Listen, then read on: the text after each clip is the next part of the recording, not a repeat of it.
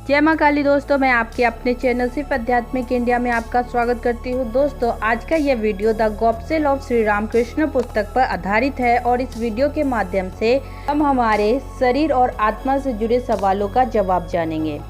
The gospel of Shri Ramakrishna Swami Nikhilananda द्वारा बंगाली भाषा में अनुवादित पुस्तक है। The gospel of Shri Ramakrishna के लेखक महेंद्र नाथ गुप्ता थे, जिन्होंने अपने शिष्यों और अपने भक्तों और अन्य लोगों के साथ मिलकर श्री रामकृष्ण परमहंस जी के बातों को रिकॉर्ड किया और उनके बातों को अंग्रेजी भाषा में प्रकाशित किया। इस पुस्तक को पहली बार 1942 में प्रकाशित किया गया था, जिसे बाद में स्वामी निखिलानंद ने बंगाली भाषा में अनुवादित कर भारत को आध्यात्मिक ज्ञान का एक अद्भुत दृश्य प्रदान किया।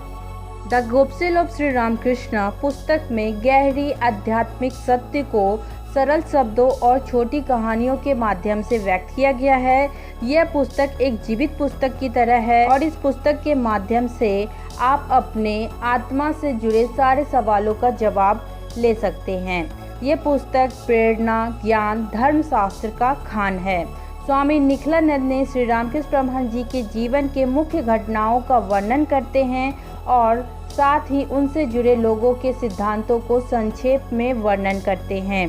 तो दोस्तों, क्या आपने कभी ऐसा सोचा है कि मरने के बाद आत्मा कहाँ जाती है? मरने के बाद जीवन कैसा होता है?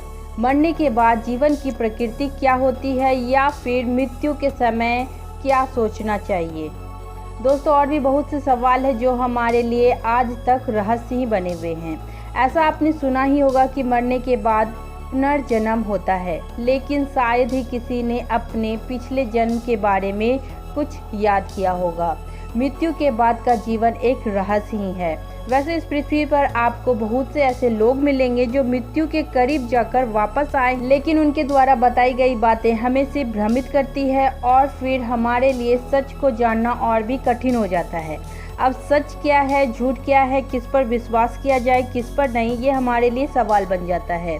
दोस्तों, ये सारे सवाल हमारे शरीर और आत्मा से जुड़ी हुई है, लेकिन फिर भी हमें कोई सत्य प्राप्त नहीं होता है। दोस्तों, जब हम छोटे थे तब हमें यह सुनाया जाता था कि मृत्यु के बाद आत्मा दो जगह जाती है, या तो स्वर्ग या तो नर्क। यदि हमारे कर्म अच्छे हुए तो हमें स्वर्ग की प्राप्ति होगी, और अगर हमारे कर्म बुरे हुए तो हमें नर्क की प्राप्ति होगी। यही विश्वास कई वर्षों से हमारे जीवन का हिस्सा बना हुआ है, या यूँ कहे कि ज़बरदस्ती हमारा विश्वास बनाया गया है।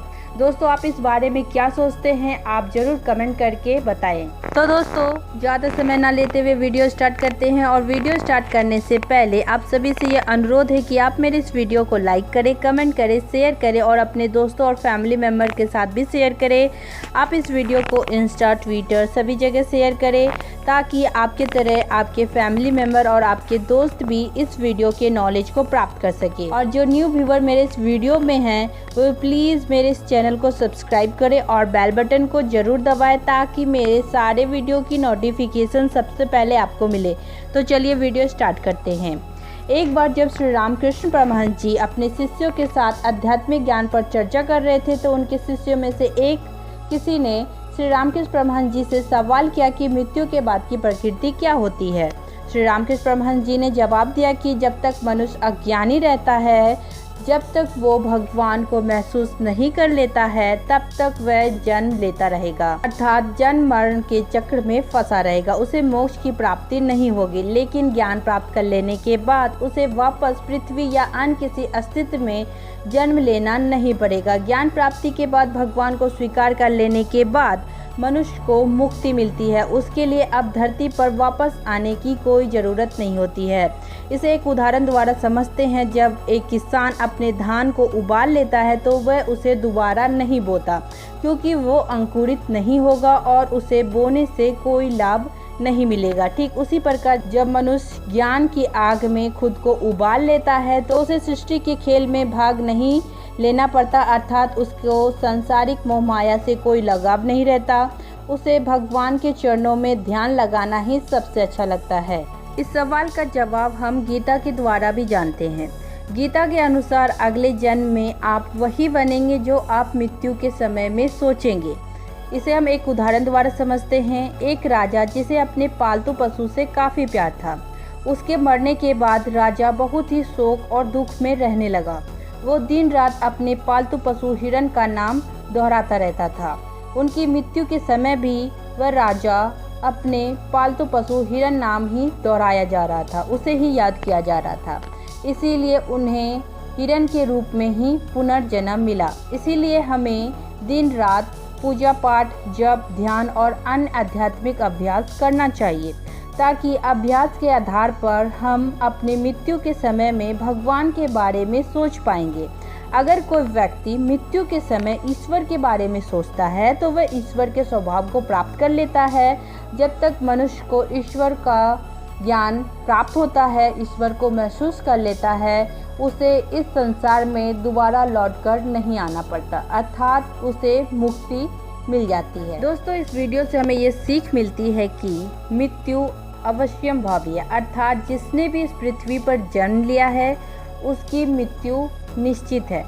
मृत्यु सत्य है और मनुष्य मृत्यु से इसलिए डरता है क्योंकि उसकी चेतना ऐसा अनुभव करती है कि इस जीवन का मैंने जो दुरुपयोग किया है उसके फलस्वरूप मरने के बाद मुझे उन पापों के कारण दुर्गति में जाना पड़ेगा, अर्थात नरक में जाना पड़ेगा। और ये सत्य भी है।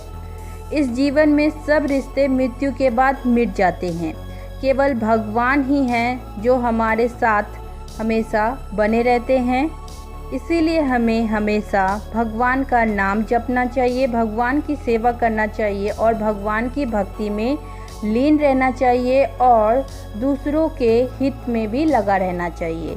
जो भी करेंगे उसका परिणाम देर सवेर, जन्म दर जन्म हमें भोगना ही पड़ेगा। कर्म का फल कभी नहीं मिटता, वो हमारे साथ हमेशा रहता है। जब यहाँ के सब रिश्ते मृत्यु के साथ खत्म हो जाते हैं तो फिर इन रिश्तों नातों का कैसा मोह रखना। मोह बंधन तो केवल श्री हरि का करना चाहिए, अर्थात मोह केवल भगवान से ही लगाना चाहिए और किसी से भी नहीं। दोस्तों, अगर इस वीडियो ने आपके दिल को छुआ हो तो इसे लाइक, कमेंट और शेयर जरूर करें और हमारे YouTube चैनल को आज ही सब्सक्राइब करें, ताकि मैं आपके लिए नए नए ज्ञानवर्धक वीडियो हमेशा लाती रहूं। आप अपना सुझाव नीचे दिए कमेंट पर अवश्य बताएं। धन्यवाद।